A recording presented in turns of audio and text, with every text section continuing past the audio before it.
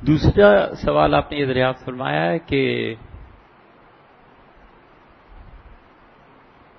خلاصہ اس کا یہ ہے کہ خاندانی منصوبہ بندی، دیکھیے 4 مہینے سے پہلے بچے کو ختم کر دینا یہ فقہا کے نزدیک جائز۔ فتاوی عالمگیری آپ پڑھ لیں، شامی پڑھ لیں، متاخرین کو پڑھ لیں، گنگوئی رحمۃ اللہ کو پڑھ لیں، کسی کو پڑھ لیں آپ، حنفی فقہا 4 مہینے سے پہلے بربنائے عذر اسے جائز قرار دیتے ہیں۔ بربنائے عذر کا کیا مطلب ہوا؟ بعض فقہا تو عذر کی بھی قید نہیں لگاتے، قاضی خان وغیرہ سب نے لکھا ہے۔ عذر یہ ہے کہ لڑکی امید سے ہو گئی اور ڈر ہے کہ سوسائٹی میں بدنامی ہوگی، اس پہ جبر کیا یا کوئی بھی مسئلہ یا اس کی اپنی رضا سے نادانی سے کچھ ہو گیا، بالکل جائز ہے 4 مہینے سے پہلے اسقاط کا کرا دینا۔ ایک صورت یہ بنتی ہے کہ میاں بیوی اس پہ راضی ہیں کہ اس کو ختم کر دیا جائے، کیونکہ ہم اپنی اولاد کی پرورش ٹھیک نہیں کر سکیں گے، تربیت ٹھیک نہیں کر سکیں گے، حتیٰ کہ انہیں خوف ہو کہ ہم اس کے اخراجات پورے نہیں کر سکیں گے تو بھی جائز۔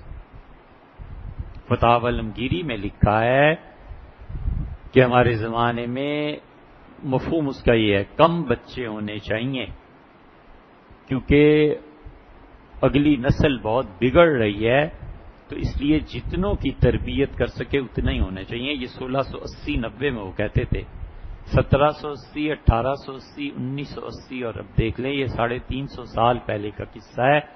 اس لیے اولاد اتنی جس کی تربیت کر سکے اور سوسائٹی میں ایسے افراد لا سکے جو بہتر قوم بن سکیں، بہتر بچے بن سکیں۔ آپ دیکھ لیں کیوں فقہا یہ لکھتے ہیں کہ اگر کوئی شخص اپنے غصے پہ قابو نہیں پا سکتا تو اس کے لیے نکاح حرام ہے، نکاح فرض ہو جاتا ہے جب گناہ میں پڑنے کا خدشہ ہو۔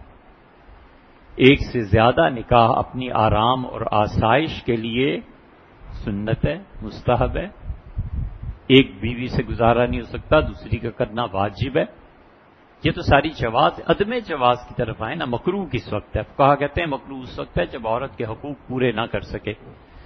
حرام اس وقت ہے جب اسے پتا ہو کہ مجھے اتنا غصہ آتا ہے کہ میں اپنے نفس پہ قابو نہیں پا سکتا، کسی دن طلاق پہ بیٹھوں گا، تو کیا ضرورت ہے اس بیچاری کی زندگی برباد کرنے کی؟ کیا ضرورت ہے خاندان تباہ کرنے کی؟ اسی سلسلے میں فقہا کے احکامات شریعت کے آپ تفصیل سے پڑھیں تو فقہا نے اسی لیے زیادہ کثرت اولاد سے منع کیا ہے کہ وہ کہتے ہیں آگے بچوں کی تعلیم، تربیت، دوا دارو، یہ ساری چیزیں کہاں سے آئیں گی؟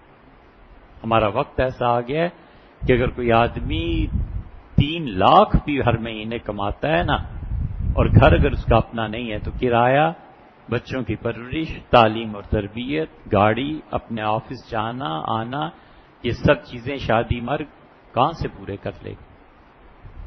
اتنی مشکلات۔ وجہ اس کی یہ بھی ہے کہ ہم لوگ غافل ہیں اور ہم اپنی قیادت پہ غور نہیں کرتے کہ قیادت معاشی اعتبار سے اپنی سوسائٹی کو اتنی سہولتیں فراہم نہیں کرتی کہ ایک نئی نسل، اچھی نسل آگے وجود میں آ سکے۔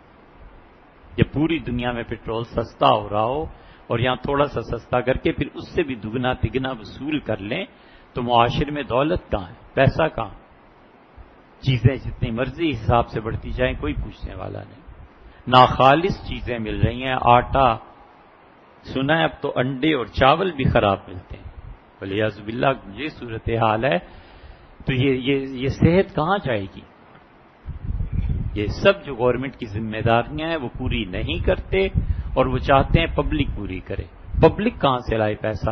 وہ پیسہ آئے گا کہاں سے؟ سرمایہ دار کے نزدیک بچوں کی شادی کرا دینا اچھا ہے، یتیم بیٹی کے سر پہ ہاتھ رکھنا اچھا ہے، سرمایہ دار کے نزدیک مسجد بنا دینا بہت اچھی بات ہے۔ اسی سرمایہ دار سے کہو کہ جو آپ 2 کروڑ مسجد پہ خرچ کر رہے ہیں، حضرت ایک سکول بنا دیں، یہاں گاؤں میں 10 بچوں کو پڑھا دیں، 1 کروڑ روپیہ ایک بچے کے لیے آپ ڈال دیں اس کے اکاؤنٹ میں کہ بیٹے پڑھو تم، اور رزلٹ ہر سال دکھاؤ کتنا لاتے ہو اور دے دیں۔ اس کی سمجھ میں ہی نہیں بات آتی، اس لیے کہ سرمایہ اور جہالت جمع ہو گئی ہے نا، اور لوٹتا اس لیے ہے کہ گورنمنٹ اس پہ ہاتھ نہیں ڈالتی، گورنمنٹ کو بھی پتا ہے کیا کیا ہو رہا ہے۔ تو یہ سارے قصے ہیں بھیا، اس لیے اصولی بات یہ ہے کہ خاندانی منصوبہ بندی جائز ہے بشرطے کہ اس کے ساتھ کوئی عذر ہو، اور پھر جب وہ جواز ہو جائے تو اس کے سارے ہی طریقے برابر ہیں، جتنے بھی طریقے ہیں سب برابر، سوائے ایک کے کہ فقہا نے اسے مکروہ لکھا ہے کہ مرد و عورت مستقل آپریشن نہ کرائیں، نس بندی نہ کرائیں، اس لیے کہ زندگی میں کبھی بھی اولاد کی دوبارہ ضرورت پڑے تو یہ چیز نہ